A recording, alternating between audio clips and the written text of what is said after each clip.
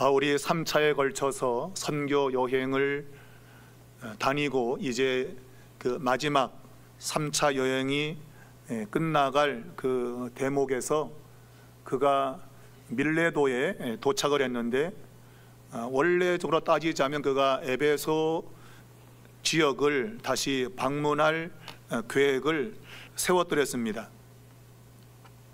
그런데 시간적으로 그가 오순절에 맞춰서 예루살렘에 갈 그러한 여유가 그렇게 있지 않았어요. 물론 어느 정도는 여유는 있었지만 합당하게 충분하게 에베소에 머물 만한 그런 시간적 여유가 없었습니다. 그래서 에베소에 들르지 않고 바로 밀레도로 에베소를 통과하여 밀레도에 도착했다고 성경은 말하고 있습니다. 이 밀레도에서 에베소까지는 약 50km 정도의 거리입니다. 이 거리에 있는 에베소 교회의 장로들을 사람을 보내어서 오라고 초청을 하고 그들에게 마지막 고별 설교를 하는 것이 오늘 본문의 내용입니다. 이 에베소 교회는 우리가 앞에 19장에도 살펴보았지만 하나님의 역사로 말미암아 큰 부흥이 일어났어요. 그래서 마술사들이 자신들의 책을 다 불태우고 주의 말씀이 힘있고 흥왕한 세력을 얻는 그런 일이 있었죠. 그런 일 때문에 바울은 이제 안정되겠다라고 생각을 하고 그가 원래 계획했던 이 마게도냐와 아가야를 거쳐서 예루살렘에 가기로 작정을 한 그것을 이제 실행하려고 했어요. 그런데 에베소의 은장색들이 소동을 일으키는 바람에, 폭동을 일으키는 바람에 그것이 지연되었죠. 그러나 하나님의 섭리로 그 일이 안정되고 나서 다시 이제 바울이 마게도냐와 아가야를 거쳐서 예루살렘으로 이제 가는 여정 속에서 이제 앞전에 설명드린 대로 에베소를 들르지 못하고 이제 밀레도에 오게 된 겁니다. 그곳에서 에베소 장로들을 오라고 하면서 그들에게 마지막 부탁의 말을 남기게 됩니다. 고별 설교라고 이제 알려져 있는 것이죠. 이 고별 설교에는 실제적인 내용과 그리고 신학적인 내용이 함께 들어 있습니다.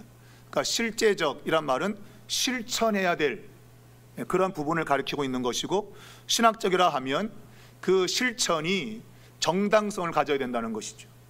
그러니까 이 두 가지가 함께 교회에 있어야 되는 겁니다. 아무리 신학적으로 옳다 할지라도 그것이 실행되지 않으면 아무 소용이 없죠. 신학적인 것이 바로 되고 그리고 그 실행이 돼야 되는 것이죠. 반대로 뭔가 많이 하긴 하는데 그것이 신학적인 뒷받침이 없다면 그것 또한 위험한 겁니다. 많이 한다고 좋은 게 아니죠. 올바르게 해야 되는 것이죠. 그러니까 이 두 가지가 오늘 에베소 교회 장로들에게 한 이 바울의 고별 설교 안에 들어있는 것이고, 이것은 바울이 자기가 3차 선교 여행 당시에 에베소 교회 장로들에게 준 거지만 누가의 관점에서는 누가 자신의 시대에 있는 사람들에게, 동시대 사람들에게 이 내용을 전하는 것이죠. 그러니까 에베소 교회의 장로만이 아니고 자기와 함께 그 동시대를 살아가는 그리스도인들이 속해 있는 교회에게 주는 그런 말씀으로 이 사도행전을 기록했다. 그것만이 아니라 하나님의 말씀은 시공을 초월하기 때문에 이 마지막 때를 살고 있는 오늘 우리들에게도 동일하게 적용되는 말씀이다. 그렇게 받아야 되는 것이죠. 곧 에베소 교회에 부탁한 이 부탁은 오늘 이 땅에 존재하는 모든 교회에 주는 하나님의 부탁이다. 그렇게 봐도 무방한 것입니다. 자, 바울이 에베소 교회 장로들에게 부탁의 말을 남기는 그 중심에는 그 자신의 그 모습을 염두에 두고 말하고 있습니다. 우리가 35절에 보면 범사에 여러분에게 모범을 보여준 바와 같이, 바울 자신은 그 자신이 가지고 있는 신학적인 배경과 그리고 자신이 그 신학의 근거에서 행동으로 보여준 것, 이것을 모본이라고 말하고 있습니다. 모범. 교회는 올바른 모범을 통해서 이 역사, 이 세상 속에 존재한다라고 해도 과언이 아니에요. 단순히 신학적인 것만 붙들고 사는 것은 죽은 화석 같은 것이죠. 그러나 그 신학을 근거로 해서 삶으로 그것을 증명하는 것, 그것이 바로 모범을 의미하는 것인데, 바울은 자신의 사역 속에서 자신이 전하는 이 복음이 진리인 것을 그가 본을 보였다는 거예요. 이건 굉장히 중요한 가르침입니다. 그가 에베소 교회를 사역했던 그것을 그대로 에베소 장로들이 그 본을 받아서 그대로 실행을 해야 된다는 겁니다. 동일하게 지금 이 땅에 존재하는 모든 교회도 동일하게 그것을 본을 삼아서 교회 사역을 해야 되는 것이죠.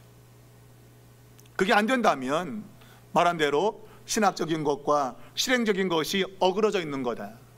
그러니까 이 두 가지가 같이 있을 때 그것이 모범이라고 하는 그러한 틀을 가지게 되는 것이죠.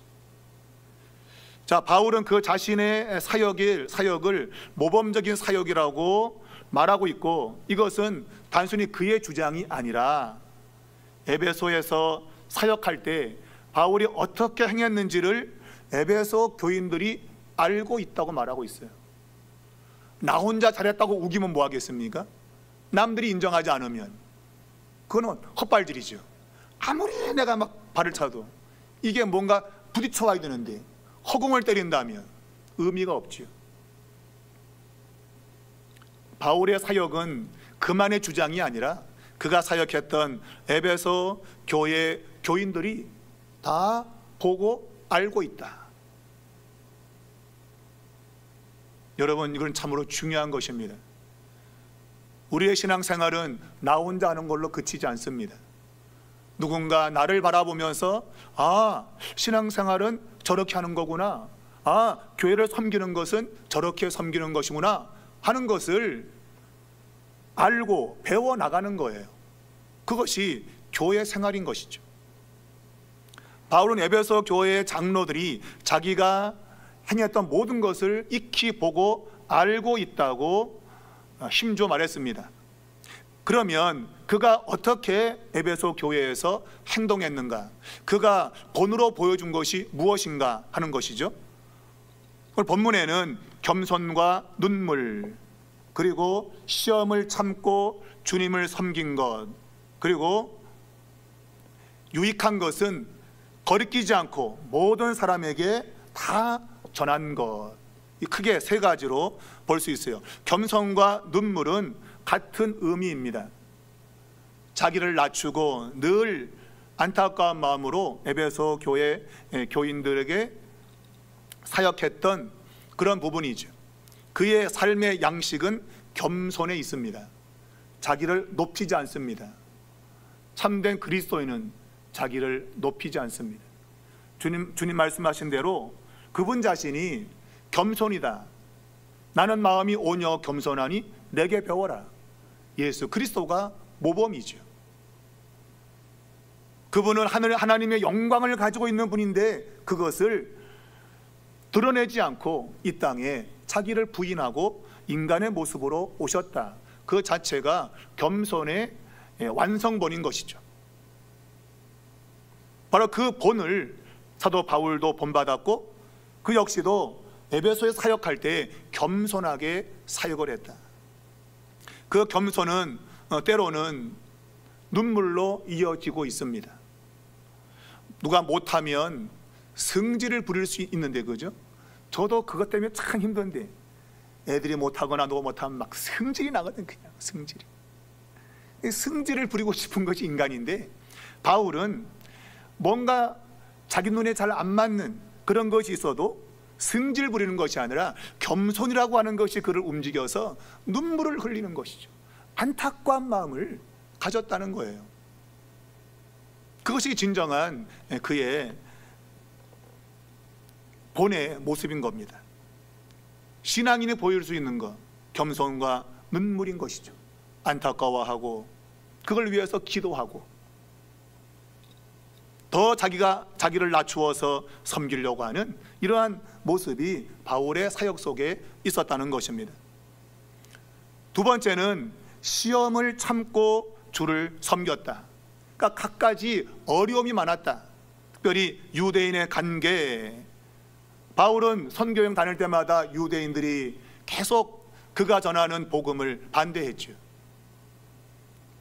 그래서 심하게는 폭동, 폭력을 가하고 그런 것들을 잘 참아냈다. 참아내고 그리고 주님을 섬겼다. 그러니까 고난을 참아내는, 견뎌내는 이것이 그의 사역의 본이었다. 우리가 생각하는 대로 모든 게 다 좋다면 누군들 못하랴.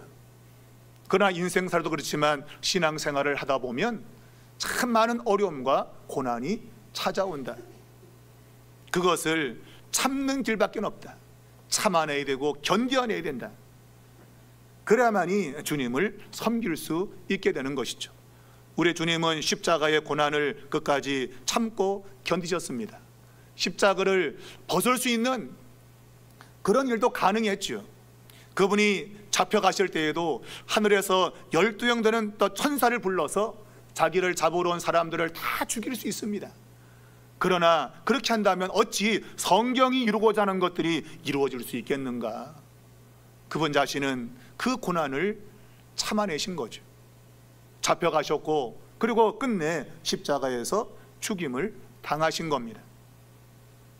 바로 그것이 주님을 섬기는 방식이 되어야 된다라고 말하고 있어요. 세 번째는 그가 유익한 것은 감추지 않고 모든 사람에게 다 증거했다고 하는 겁니다. 우리가 이 거리낌이 없다라고 하는 이 말은 얼핏 들으면 뭔가를 말해야 되는데 그것을 반대하는 사람 때문에 그것을 주저하거나 그것을 숨기려고 하는 그런 의미가 들어있는 것 같지만, 그러나 이 본문은 그런 의미로 쓰여진 게 아니라 바울은 모든 사람들에게 복음의 진리를 숨기지 않고 다 증거했다고 하는 거예요. 그러니까 그가 전한 것, 그것은 전부 유익한 것이다. 그러니까 그가 전하지 않은 것은 유익한 것이 아니기 때문에 전하지 않은 거예요. 그러니까 그는 유익한 것이면 빠짐이 없이 다 증거했다고 하는 거예요. 이것은 그가 복음의 완전성을 강조하고 있습니다. 내가 전한 복음은 조금도 빠진 것이 없다. 내가 용기가 있어서 막 전한 그게 아니라 내가 유익한 것은 하나도 빼뜨리지 않고 다 전했다. 복음의 완전성을 강조하고 있는 겁니다.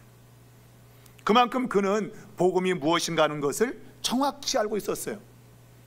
그래서 유익이 되는 것이라면 하나도 빠뜨리지 않고 에베소 교회 교인들에게 증거했다고 말하고 있는 거예요. 이런 말을 하고 있는 이유는 당시에 교회 안에 영지주의자들이 들어와 있었고, 지금도 그 영지주의가 이제 뒤에 보면 나오지만 교회를 위협하는 세력으로 지금 존재하고 있는 거예요. 그러니까 영지주의라고 하는 것은 비밀한 지식, 뭔가 감추어져 있는 그런 비밀한 지식을 알므로 구원에 이른다는 거예요. 신령한 지식. 그래서 이런 사람들은 비밀리에 배우는 거예요. 비밀. 어바. 옛날에 무료 성경 신학을 막 강조하면서 지금의 신천지가 된 저 이단들이죠. 야, 와봐. 니네 모르는 거 내가 가르쳐 줄 거야. 겉으로는 무료 성경이라고 하는 것을 가지고 접근했는데 알고 봤더니 이단을 가르친 거죠. 그때 많은 사람들이 거기에 혹해서 빠져들기 시작했고, 지금의 신천지라고 하는 거대한 이단 세력이 되고 말았어요. 이단 세력의 특징은 비밀을 위해 가르치는 겁니다. 근데 지금은 얼마나 악한지 대놓고 가르쳐. 이제는 숨기지 않습니다. 여러분, 그게 진리에서 드러내는 게 아니라 그만큼 악해진 거예요. 원래 잘못된 것은 비밀을 위해 해야 되거든요. 그게 정상인 거예요. 근데 지금은 공개적으로 한다. 공개적으로. 제가 말했지만 수요 전도하는데 전도절 드렸더니 나도 전도 나왔는데 오등교에서 나왔으니까 신천지라고 그냥 대놓고 얘기합니다. 지금이 참으로 악한 시대입니다. 이단들은 원래는 숨어서 해야 돼, 이단들은. 근데 지금은 그렇지 않아요. 대놓고 하죠. 그만큼 시대가 악한 시대가 되었다. 진리가 분별하기 어려운 그런 시대가 되었음을 우리는 알게 되는 거예요. 그런 비밀한 가르침을 가지고 있는 그런 영지주의를 염두에 두고 나는 공개적으로 하나님의 진리를 빠짐없이 다 알렸다. 그런데 내가 가고 나면 훗날에 누가 와가지고 비밀스러운 걸 뭔가 가르치려고 할 거다. 그거 조심해라 라고 말하고 있는 겁니다. 바울은 그 자신이 에베소 교회에서 했던 모든 것들이 본이 되었다고 이야기하고 있습니다.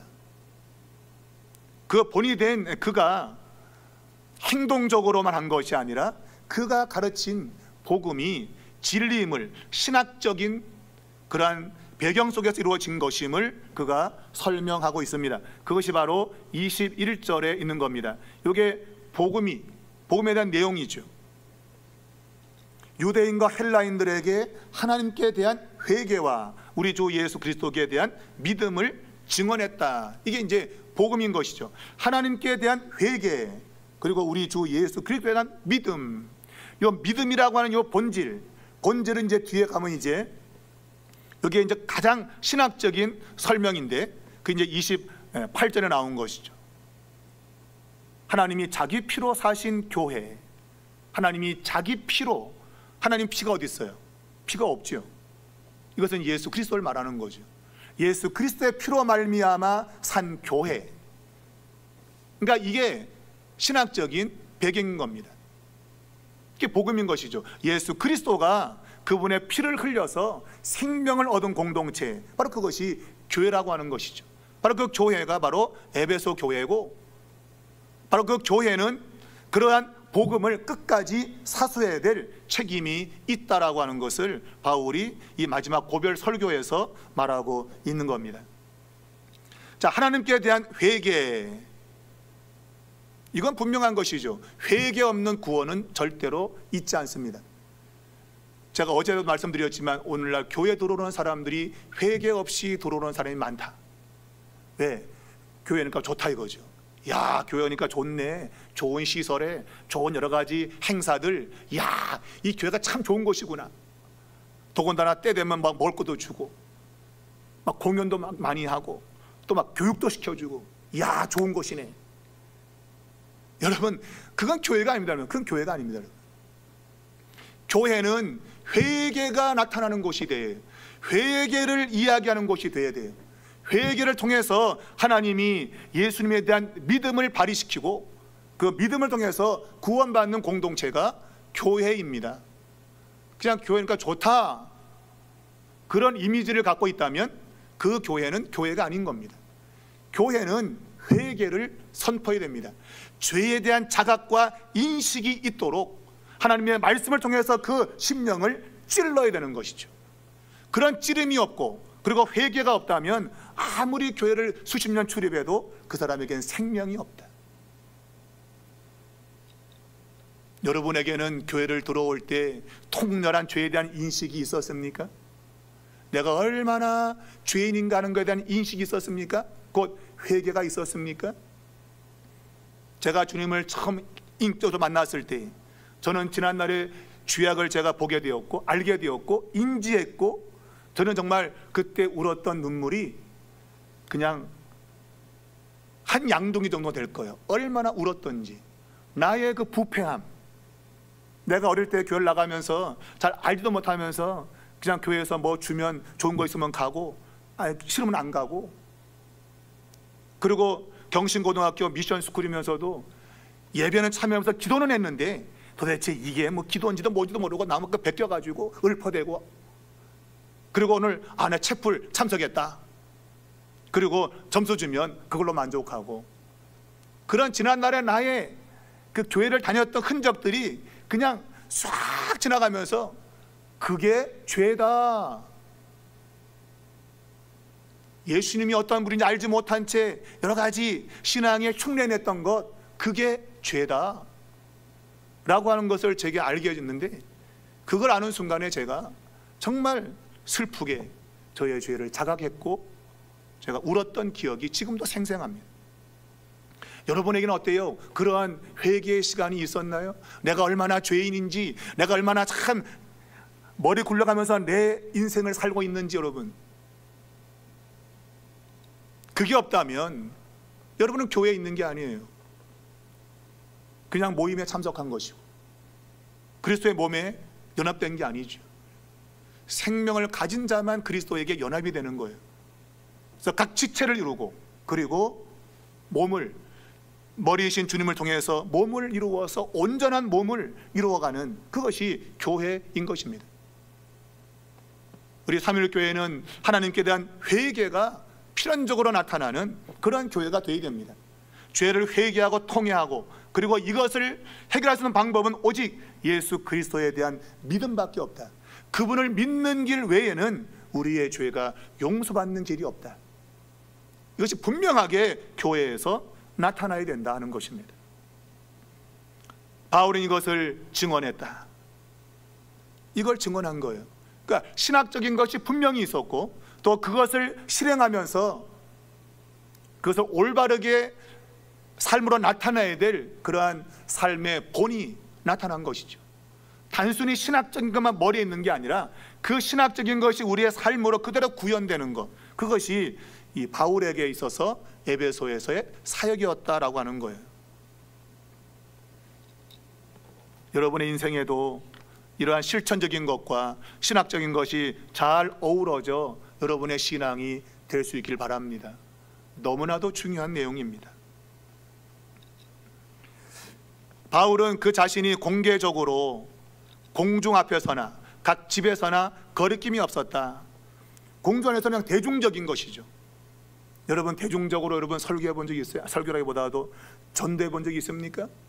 대중적으로 내가 공공의 장소에서 누군가에게 예수를 믿어야 된다고 하는 그런 일을 해본 적이 있나요?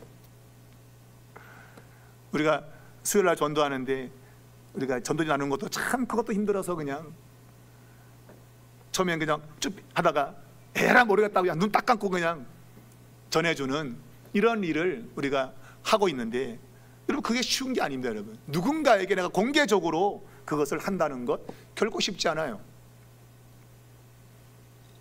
그러나 그리스도인들은 공개적으로 내가 믿고 있는 바를 누군가에게 전달할 수 있는 그런 모습이 있어야 된다고 하는 거예요. 바울은 그것을 에베소에 있는 동안에 본을 보여주었다라고 말하고 있어요.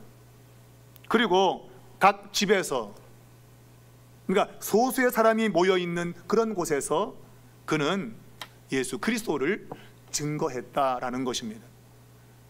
개인적으로 모이든 아니면 공중 앞에서든지 그는 복음을 있는 그대로 전달했다라고 말하고 있는 겁니다. 이 모든 일이 인간의 의지와 결단으로 되는 것이 결코 아닙니다. 사도행전 1장 8절이 실제로는 사도행전의 출발점이죠. 성령이 임하시면 권능을 받고 증인될 것이다. 그러니까 성령을 통해서만 복음이 증언되는 겁니다. 그러니까 우리의 힘으로, 내 용기를 갖고, 의지를 가지고, 결단을 가지고 결코 될 수 있는 게 아니에요. 전도는 성령의 역사이다. 성령님 의지하지 않는 전도는 불가능합니다. 오늘 그것을 바울은 공개적으로, 또한 각 집에서 거리낌이 없이 복음을 있는 그대로 다 전했다라고 말하고 있어요. 자, 그러면서 그는 자기 자신의 앞일을 이제 이야기합니다. 마치 예언적 메시지입니다. 이제 에베소 교회를 떠나게 되면 앞으로 그가 당할 일에 대해서 예언적 메시지를 전하고 있는 거예요. 미래와 그를 기다리는 운명에 대해서 설명을 하고 있습니다. 여러분, 그가 지금 이제 성령에 매여서 예루살렘으로 가게 되는데 거기서 무슨 일을 당하는지 알지 못한다. 그리고 성령이 각 성에서 내게 증언하여 결박과 환난이 나를 기다린다 하신다 그랬어요. 여기서 볼 수 있는 것은 성령에 의해서 제한된 정보만 우리가 얻을 수 있다. 확실한 정보를 얻기는 힘들어요. 무슨 말입니까? 바울이 이제 앞으로 가는 그 사역에 무슨 일이 일어날지 알지 못한대요. 다만 결박과 환난이라고 하는 어슴푸리한 그것만, 그 정보만 알고 있지 자세하게 무슨 일이 벌어질지는 알 수 없다고 하는 거예요. 요즘 우리 주변에 보면 앞으로 무슨 일이 일어날지 다 말하는 사람이 있어요. 앞으로 몇 년 뒤에 무슨 일이 일어나고 무슨 일이 일어나고 무슨 일이 일어나고 다 거짓말입니다. 여러분. 거짓말입니다. 사도 바울만큼 위대한 사도가 없어요. 그가 지금 앞으로 갈 모든 복음을 위해서 행하는 걸음걸음마다 하나님이 함께 하실 거예요. 왜? 하나님이 그를 이방에게 복음을 전하는 그릇으로 선택했기 때문이에요. 선택한 그분이 함께 하면서 복음을 전하게 하실 거예요. 그런데 그가 앞으로 무슨 일이 벌어질지 모른대. 사도 바울도 모르는 그 일을 이 지금 살아가는 사람 가운데 아는 사람이 많아. 그것도 아주 자세하게 어디로 가라, 뭘 해라, 그런 사람이 많아요. 여러분, 우리가 그걸 생각하면 굉장히 신령해 보이죠, 그죠? 또 그런 일이 맞는 일도 있어요. 그러나 여러분, 그거는 매우 위험한 것입니다. 한두 번은 맞힐 수 있을지 모르겠어요. 그러나 그것 성경에 비추어 보면 사단의 역사 가능성이 굉장히 많아요. 왜? 사도 바울도 모르는데 자기가 지금 달려갈 그 일에 무슨 일이 벌어질지 그도 몰라요. 여러분, 그도 모른다고 말하잖아요. 단지 복음을 위해서 가는 그 길은 환난이 기다리고 있는 것이다. 그 큰 틀만 가지고 있는 거예요. 너 걸어가는 그 앞길에 고난이 있을 거야, 환난이 있을 거야. 그거 각오하고 가라. 하나님이 가는 길에 야, 내일 무슨 일 벌어질 거야, 그러니 단단히 조심해라, 단디 조심해라. 그럼 될 텐데 안 알려준다. 바울도 난 모른다. 여러분, 이게 중요한 거예요. 다 알면 하나님을 의지하겠습니까? 여러분, 절대 의지 안 하죠. 운명적으로 결정되어 있으니 걱정할 것도 없고 염려할 것도 없고 그냥 되는 대로 될 거 아닙니까? 성경은 근데 하나님이 그것을 알려주지 않는다. 큰 틀만 알려주면서 환난이라고 하는 것만 알려주면서 그 환난을 통과하기 위해서는 철저하게 주님을 의지하고 신뢰하는 길밖에 없다. 그것을 분명히 사도행전에서 우리에게 가르쳐주고 있어요. 요즘 우리 주변에 신사도 운동이라고 하는 사람들이 있어요. 신사도, 자신들이 마지막 종말의 때에 하나님의 신령한 계시를 받고 앞을 내다보면서 뭘 한다는 사람들이에요. 신사도라 그래요. 여러분, 그거 위험합니다. 여러분, 그들이 혹여나 뭔가를 마칠 수 있을지 모르겠어요. 내일 당신에게 뭐 일어날 거야, 마칠 수 있을지 모르겠어요.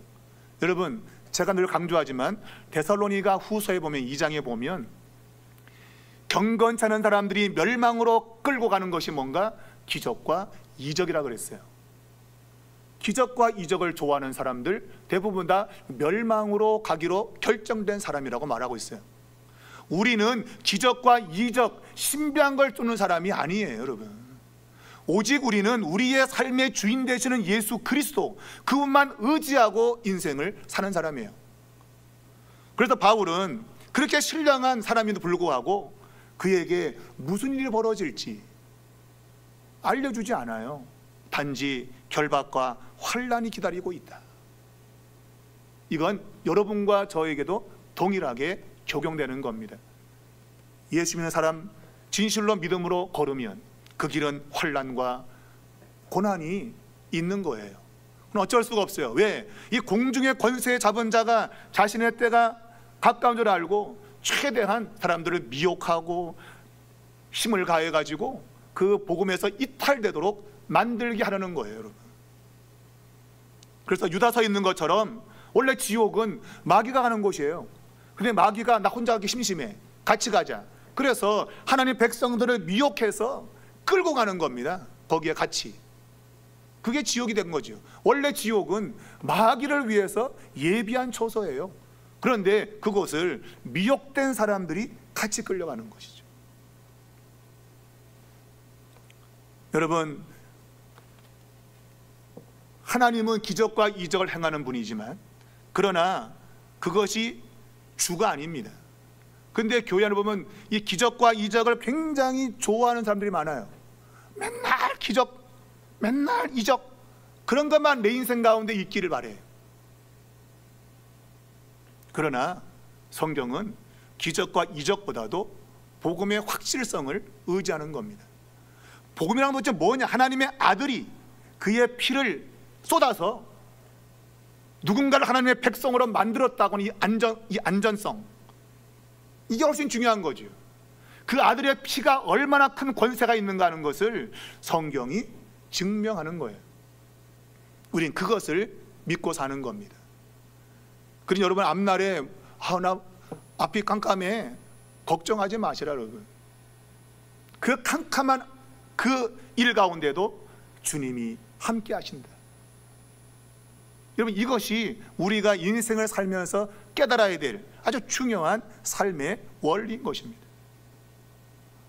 바울은 그 앞날에 무슨 일을 당할지 나는 알지 못한다. 그러나 환난과 결박이 기다리고 있다고만 분명하다. 그런데 그는 하나님께 받은 이 소명, 복음에 대한 소명, 이걸 내가 이루기 위해서는 내 목숨도 아깝지 않다. 여러분, 너무나도 멋진 말이에요. 여러분, 너무나도 멋진 말이에요. 내게 하나님이 부르신 그 사도적인 소명을 이루는 데 있어가지고 내 목숨, 아이고 이거 뭐 별거 아니야. 이거 아깝지 않은 거. 여러분, 오늘 그리스도인들이 하나님이 자기를 부르신 그 부름의 상이 무언가를 알고 그 일에 대해서 살아갈 때 목숨을 아까워한다? 그거는 복음을 모르는 사람이다. 복음을 알지 못하는 사람이다. 복음이 뭔가를 안다면 주님이 내게 맡겨진 그 일을 함에 있어서 내 목숨은 조금 더 아깝지 않은 거예요. 그 부름의 상을 받기 위해서 사도 바울은 지금 달려가고 있는 거죠. 그가 디모데후서 4장 7절 이하에는 주님이 나타나심을 사모하는 모든 자들에게 의의 면류관이 예비되어 있다. 나는 내 목숨을 관제로 드리는 그런 부음이 돼도 좋다. 왜냐하면 마지막 날 주님이 내게 의의 면류관, 의의 상을 줄 것을 내가 확신하기 때문이다. 여러분, 이것이 복음을 믿는 사람들의 모습입니다. 마지막 날 주님이 주님을 위해서 살았던 사람들에 대한 보상, 그게 확실한 것이죠. 여러분, 그러면 이 세상에서는 내가 조금 더 손해보고 조금 더 고난을 당하더라도 어쩌든지 내게 맡겨진 이 사도적 사명, 아니 그리스도인의 사명을 감당해야 되는 거예요. 그것이 마지막 날 내가 영원히 썩지 않는 면류관을 가지고 사는 길이기 때문에 그래요. 여러분에게 이런 인식이 있지 않으면 여러분은 현재에 매여서 살 수밖에 없어요. 지금 눈에 보니 세상만 붙들고 사는 겁니다. 복음은 이 세상, 보이는 세상 보고 살도록 되어 있지 않아요. 복음은 하나님이 예비해 놓으신 새 하늘과 새 땅, 죄로 얼룩져 있는 이 세상이 아니라 새롭게 변화되어진 세상, 그 세상을 우리에게 유업으로 주겠다고 주님께서 말씀하고 있는 거예요. 그것이 실제로 부름의 상인 것입니다. 내게 머리에 금은동 면류관 씌워주는 게 아니라 그 나라를, 하나님의 나라를 내게 상속해 주는 것, 그게 부름의 상인 거죠. 그 상을 위해서 바울은 달려가고 있다. 자신의 앞날에 환난이 기다리고 있고 결박이 기다리고 있어도 조금도 두렵지 않다. 내 생명 귀하지 않다. 그렇게 말하고 있는 것이죠. 여러분과 저에게도 이러한 고백이 있기를 바랍니다. 자, 오늘 이 본문에 보면 그가 25절에 내가 여러분 중에 왕래하며 하나님의 나라를 전파했지만 이제는 내 얼굴을 다시 못 보게 될 겁니다 라고 말하고 있습니다. 그는 이제 과거에서 미래로 내용을 바꾸고 있습니다. 과거의 내용은 왕래한 것이죠. 에베소 교회를 왔다 갔다 했던 것, 그게 과거의 일입니다. 근데 이제 미래에는 내가 왕래하는 것을 보지 못할 겁니다. 다시는 나를 볼 수 없을 겁니다. 그런 얘기죠. 곧 이것은 그가 그의 운명이 무언가를 지금 가늠하고 있다. 이미 그는 나의 생명조차도 조금도 귀하지 않다고 결정을 내렸어요. 이미 그는 생명까지 버릴, 그 앞에 결박과 환란이 온다는 걸 보면 그의 목숨을 버릴 그런 일이 지금 기다리고 있다는 것을 감지하고 있죠. 그래서 에베소 교회 장로들에게 내 얼굴을 이제는 다시는 보지 못할 겁니다. 그렇게 말합니다. 그러면서 다시 시작하면 그들에게 자신의 사역을 다시 일깨우고 있습니다. 바로 26절 이하에서 에베소 교회에서 했던 그 사역을 회고하고 있습니다. 자, 그는 이렇게 말합니다. 내가 모든 사람의 피에 대해서 깨끗하다. 내가 꺼리지 않고 하나님의 뜻을 다 전했다라고 말하고 있어요. 그는 지금 죽어도 자기는 부끄러움이 없다, 그 얘기예요. 곧 자기가 받은 그 일에 대해서 에베소 교회에서 받은 바 그 사명을 다 했다는 거예요. 조금도 미진한 것이 없이 다 했다, 그런 얘기입니다. 그는 조금 더 흠이 없는 그러한 사역을 했다고 말하고 있어요. 복음을 빠뜨리지 않고 다 전했다라고 말하고 있습니다. 여기 보면 오늘이라는 단어가 있는데 아주 강력한 단어입니다. 오늘 내가 죽어도 나는 부끄러움이 없다, 그 얘기예요. 내가 오늘 죽어도 나는 부끄러움이 없다. 여러분, 지금 만약 죽으면 여러분 어떨 것 같아요? 부끄럽사와요. 하나님 앞에 설 때 부끄럽사와요. 우리가 이번에 수련회 가서도 이 다음에 예수님을 만나면 우리 뭐라 말할까? 그때는 부끄러움이 없어야지. 우리 서로 사랑해. 그런 율동을 했는데, 지금 여러분이 죽는다면 여러분의 모습 부끄러울까요? 부끄럽지 않을까요? 부끄럽지 않아야 됩니다, 여러분. 오늘 내가 당장 죽어도 부끄럽지 않는 건 삶, 그것이 바울의 삶이었다고 하는 거예요. 얼마나 그가 그의 삶에 있어서 최선을 다했으면 지금 죽어도, 오늘 내가 죽어도 나는 깨끗하다. 참 그가 그런 말을 할 만해요. 내가 그리스도를 본받는 것처럼 너희는 나를 본받으라. 이런 말을 할 만합니다, 여러분. 내가 그리스도를 완전하게 본받은 것처럼 너희도 나를 본받아라. 당장 죽어도 부끄럽지 않은 그러한 하나님의 사람으로 살라, 그 얘기죠. 그는 복음을 전하는 일에서 조금도 등한히 한 적이 없었다, 그거예요.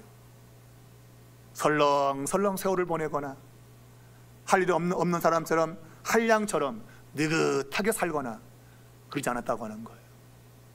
매사에 조금도 빈틈이 없이 흘러가는 세월을 그냥 놓치지 않고 해야 될 일은 반드시 그 일을 건져내어서 부끄럽지 않은 그러한 사역을 했다고 말하고 있어요. 그래서 지금 누군가가 지금 죽는다, 그 사람이 죽는다 그러면 그의 피에 대해서 난 책임이 없을 정도로, 왜? 완벽하게 나는 그에게 복음을 전했다는 거예요. 내가 지금 죽어도 부끄러움이 없지만 누군가가 죽어도 그 피에 대해서 나는 책임이 없다. 왜? 내가 그에게 모든 걸 다 전했다고 하는 거예요. 늘 듣는 이야기지만 우리 가족 가운데 누군가, 나의 가장 가까운 사람이 누군가가 마지막 심판대에 서서 너 왜 예수 안 믿고 왜 죽었냐? 그러면 얘가 내 친구인데 나한테 예수 믿으라는 한마디도 안 했어요. 그러면 그 피에 책임이 있는 거죠. 이 사람에게 있는 겁니다. 성경이 말하고 있단 말이에요. 그 피의 책임이 전하지 않는 자에게 있다. 바울이 그렇게 말하고 있어요. 그런데 오늘 누군가가 죽는다면, 에베소 지역에 누군가가 죽는다면 그 죽음의 책임이 내게 없다. 왜? 내가 그에게 복음을 완벽하게 전했기 때문이다.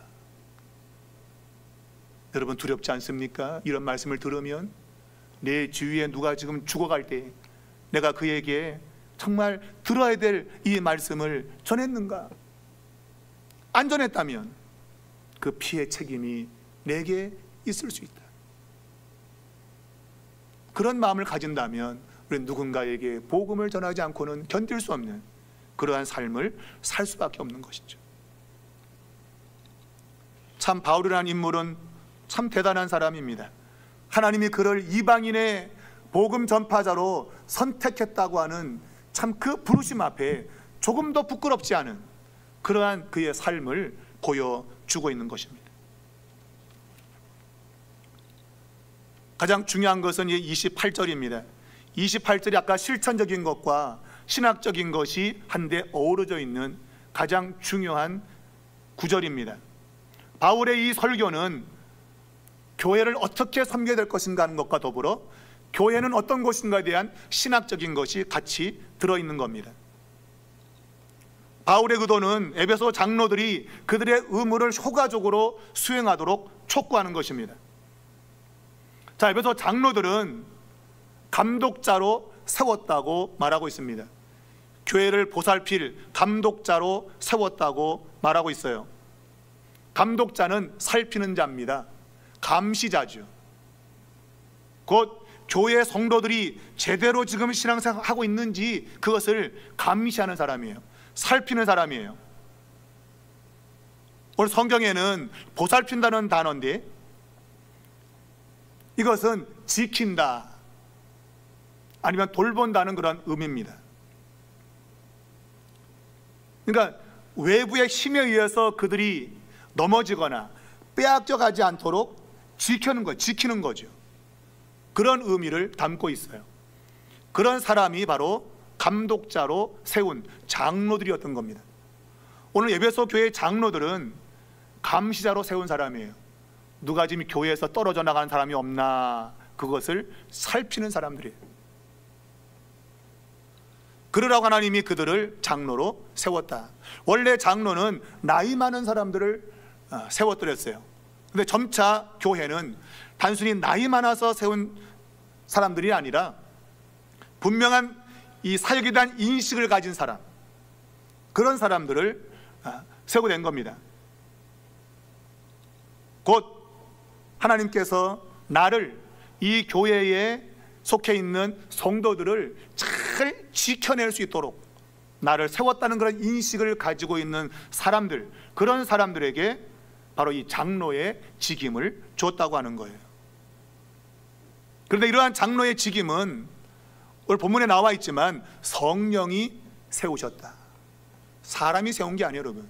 성령이 그들을 감독자로 세운 겁니다. 오늘날 교회에서 일꾼을 세울 때 그저 사람 괜찮으니까 세우자, 또 막 교인들 스스로가 야, 이 사람 괜찮겠어 라고 세우고, 또 목회자가 일방적으로 세우고, 뭐 이런 일이 있을 수 있어요. 그러나 성경은 성령이 세웠다고 돼 있어요. 성령이 세우셨다. 여러분, 성령이 임명하는 겁니다. 교회 일꾼은. 그럼 도대체 성령이 어떻게 세우시는가 너무 중요한 거죠. 그것은 교회 안에서 사역자가 될 사람을 이미 은사를 발견하게 되고 그 은사를 통해서 이미 훈련을 받은 사람, 그런 사람이 일꾼으로 세워지는 겁니다. 아무 일도 안 하고 자기가 은사가 뭔지도 모르는 사람을 일꾼으로 세울 수 없어요. 그런 인식이 분명한 사람, 그리고 지금 교회 안에서 그러한 일들을 하면서 준비되어 있는 사람, 그런 사람이 성령으로 세워지는 사람인 거예요. 그러므로 우리가 앞에서 선교사로 보낼 때에도 성령이 금식으로 기도하게 하시고, 그래서 바울과 바나바를 선교사로 세웠듯이 교회 안에는 인간적인 생각으로 일꾼을 세우지 않아요. 성령이 세우는 겁니다. 성령이 교회로 하여금 기도하게 하고 이미 그것을 기반으로 사람들 스스로가 내가 어떤 은사가 있는지 그것을 깨닫고 이해하고 있고 또 그런 방면의 사역을 하는 사람들을 준비시키는 거예요. 그런 준비가 없이 사역자가 세워질 수 없는 겁니다. 저는 개인적으로 제가 교회도 잘 나가다가 안 나가다가 그렇게 제가 대학까지 갔거든요. 그냥 뭐 교회를 나가는 동 마는 동 뭐 그렇게 다녔었는데 제가 대학을 가면서도 제가 이제 화학 전공이니까 제 실험을 많이 하니까 그래서 주일날도 교회를 못 가고 실험을 해야 됐어요. 제가 이제 미생물을 키우는 거기 때문에 거의 시간을 다투는 거예요. 시간을 잘 맞추면 다 죽어요, 미생물이. 그래서 그냥 주일라도 나가서 그걸 살펴야 되고 그러면서 교회를 못 간 내가 허다했죠. 근데 그런 일이 있었지만 그거 참 희한하게 아침마다 가면 같이 있는 몇 분과 함께 성경을 읽고 그리고 찬양을 하고 말씀을 나누고 그런 시간들을 했었어요. 교회는 안 나갔지만 그 가운데 하나가 지금 여기 나오고 있는 조형래 집사예요. 조형래 집사가 제가 대학원 같이 실험하면서 같이 아침 시간에 와서 성경 읽고 조형래 집사 기타 치고 찬양하고 그런 시간들이 있었어요. 만일 그런 시간이 없었다면 제가 군에 가서 제가 고등부를 제가 맡았는데 고등부를 어떻게 가르칠 수 있겠어요? 한 번도 애들을 지도해 본 적이 없는데 그런데 그 대학원 시절에 그 2년의 기간 동안 아침마다 말씀을 읽고 찬양을 하고 하는 그것들이 나도 몰랐지만 준비가 됐던 거예요. 그게. 그래서 군대 가서 학생부를 누가 할 사람 없겠냐 했을 때 내가 손을 들었어요. 왜 없냐고. 있다고. 그래서 제가 학생부를 맡아서 2년 동안 군대에 있으면서 사역을 했어요. 그것이 어찌 보면 지금 목회의 하나의 디딤돌인 것이죠. 난 잘 인식 못했지. 하나님은 그렇게 사람들을 만나게 하시고 나도 모르는 사이에 그런 것들이 준비되었던 거예요. 여러분 참 중요한 얘기 하는 겁니다. 여러분 인간이 의도하지도 않았는데 놀랍게도 그런 시간들이 일어나게 되고 그걸 통해서 학생들을 가르치고 결국은 목회 길로 들어서는 결정적인 이유가 됐던 것이죠. 내가 정말 아무리 하나님 은혜 받아도 내가 준비가 안 되면 어떻게 하겠습니까? 여러분 성경도 한 번도 안 읽어봐. 그러면 어떻게 사역을 하냔 말이에요. 여러분 불가능한 거죠. 그거는. 그런데 하나님이 그러한 시간을 통해서 저를 준비시킨 거예요. 성령이 오늘 이 감독자를 세운다고 분명히 밝히고 있습니다. 여러분 교회는 성령이 운행하는 곳입니다. 눈에 보이지 않지만 성령이 간섭하시고 성령이 역사하는 곳입니다.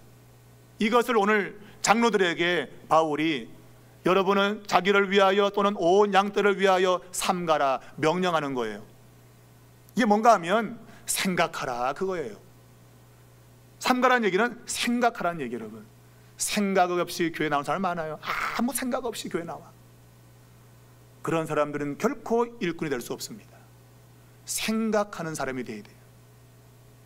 내가 지금 서 있는 위치가 어디지? 나의 신앙의 정도가 어느쯤 되지? 이런 걸 생각해야 돼요. 그것이 결국은 자기를 위한 것이고 또한 온 양떼를 위한 생각들이기 때문에 그래요. 그런 생각이 없는 사람은 감독자로 세우면 안 됩니다. 여러분 교회를 말아먹습니다. 나쁘게 말하면. 생각 있는 사람, 우리 교회가 지금 어느 위치에 있는가, 우리 교회가 어디로 가야 되지, 이런 걸 평소에 생각하는 사람, 그런 사람이 교회 일꾼으로 세워지는 것입니다. 그것은 단순한 인간의 생각이 아니에요. 성령의 간섭이라고 하는 거예요. 성령이 개입하시는 거예요. 그런 일이 일어나게 되면 하나님은 그러한 교회를 하나님이 돌보도록 지키도록 하는 거죠. 그래서 교회가 어떠한 어려움이 와도 지켜낼 수 있는 그런 교회가 되는 겁니다. 여러분 한국 교회에 많은 교회가 지금 무너져 가고 있습니다. 각종 구설수에 오르고 있고 참 가슴 아픈 일들이 한두 가지가 아닙니다. 겉은 번지르르한 교회 같지만 속으로는 썩어 있는 그런 모습들이 너무 많이 지금 드러나고 있어요. 여러분, 우리 삼일교회는 하나님이 정말 선택하고 하나님이 준비해서 세운 일꾼을 통해서 교회가 견고하게 세워져 갈 수 있기를 바랍니다. 어떠한 외부의 압력도 굴하지 않고 복음의 진리를 사수하고 교회를 지켜낼 수 있는 그러한 일꾼들이 많아지는 우리 삼일교회가 될 수 있기를 바랍니다. 그러면 하나님이 반드시 마지막 때에 우리 교회를 사용하여 하나님의 뜻을 이룰 줄로 믿습니다.